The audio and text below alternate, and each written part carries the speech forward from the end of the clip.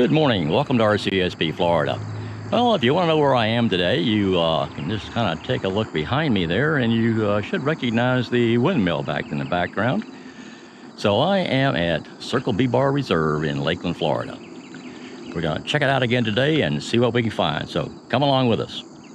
Circle B Bar Reserve is always a good place to go to find something interesting to shoot. Today I found quite a few birds as well as some flowers, plants, and insects to photograph. This first shot of a tricolored heron doing what they do best, catching fish. Here this guy is flying and fishing at the same time. He plunges his head right into the water after a fish while hovering. These guys are almost as spectacular to watch fishing as the reddish egret. Not quite as wild, but pretty close. This common gallinule is so cute you just want to pick him up and cuddle him or her. I like to photograph dragonflies, so this seaside dragonlet sat there very still so I could snap this image. If I'm wrong about the name of this dragonfly, let me know in the comments. There are lots of species and some even have the same name and look totally different. You can tell it's mating season. This female gallinule is running for her life from a male pursuing her, looking for a little love. The white specks in front of the male's head are particles of gravel from the road they are running on. She is kicking up a cloud of dust behind her. She is running so fast. This majestic great blue heron is beautiful in the morning light. This guy looked quite comfortable standing on one leg kind of hidden in the brush waiting for a fish to swim by, or almost anything else for that matter, since great blue herons will eat almost anything.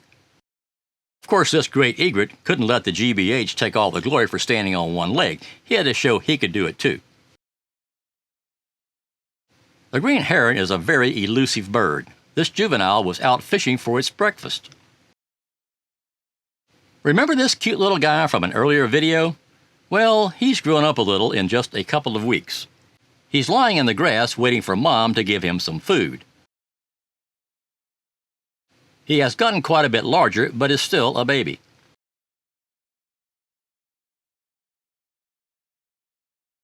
This juvenile white ibis is starting to get its white feathers, but it's only about halfway there. This was my first shot of the day, and what a great one it was. This red-shouldered hawk was basking in the morning light. I got this shot and then asked him to show me his other profile, and he gladly obliged.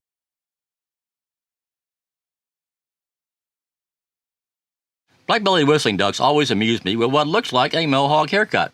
This is one of a pair I found in the wetlands. He was quite a distance from me, but with the A7RIV and a 200 to 600 at 600 millimeters, I was able to crop quite a bit to come up with this photo. This trail is Marsh Rabbit Run. It kind of gets a little interesting. You can see kind of a little rest area, and you get out of the sun here in the summertime, especially. A little bench in there, but it's the very end of this trail. It's pretty small in the picture. And then if we swing around, you can see the canal by it on the south side, and if you look down the trail you can see some people way down there, and if you look over here you'll see the canal on the other side of it, and that's more of a canal wetland area there. Marsh Rabbit Run. This was my last shot of the day. On my way back to my car I ran into this monarch butterfly sipping nectar from this flower in the woodlands. At the start of the pandemic, I made a short documentary about the monarch butterfly's life that was shot in my backyard since I couldn't travel. I have several butterfly plants to attract them. There's a link in the description. This is a hyacinth flower that hasn't opened yet. Hyacinths have beautiful flowers but are a scourge here in Florida. They are not native, they are an invasive plant, and they have taken over many Florida ponds, lakes, and any body of fresh water in which they are introduced. They can be spread by wildlife but mostly by man. Boaters don't take the time to remove all plant life from their motors and go from lake to lake or river and get them started in another body of fresh water. Florida spends millions of dollars every year to keep them under control by spraying them with chemicals to kill them. If they didn't, many rivers and lakes would be unnavigable. They are pretty, but a real menace. This is another hyacinth about half open. I didn't see any that were fully open.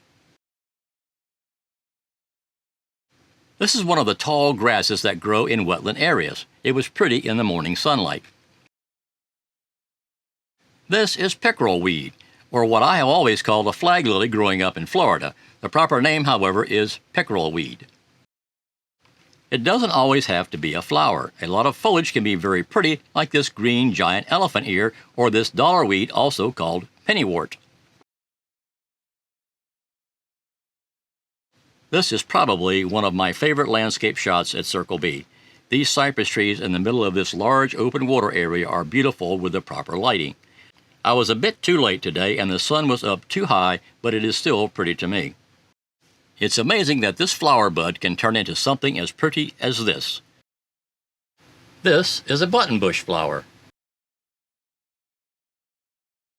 Here is another buttonbush plant with a cluster of blooms. This group of flowers is called stiff cowbane. Trust me, I wouldn't make that up. How they came up with that name beats me. Here is a thistle flower, one of my favorites for insects. Lots of insects love thistle flowers. I thought the lichen on this log was interesting.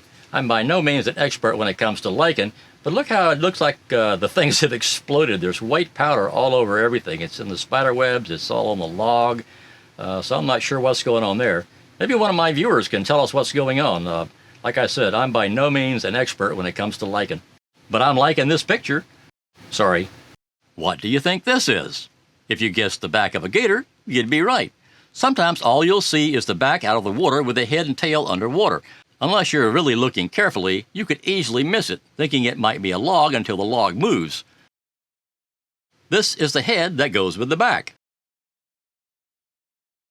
These juvenile gators are about 2.5 to 3 feet long, still very vulnerable to being eaten by a male gator, so they are very cautious until they get a bit larger. Mama has moved on, so they are on their own without Mama's protection. It looks like one of these guys has something to say to the other guy. It could just be a sibling discussion or just a sister talking the ears off of her brother. You never know. Well, that's it from Circle B Bar Reserve. Hope you enjoyed today's video. If you like this video, please hit the thumbs up button.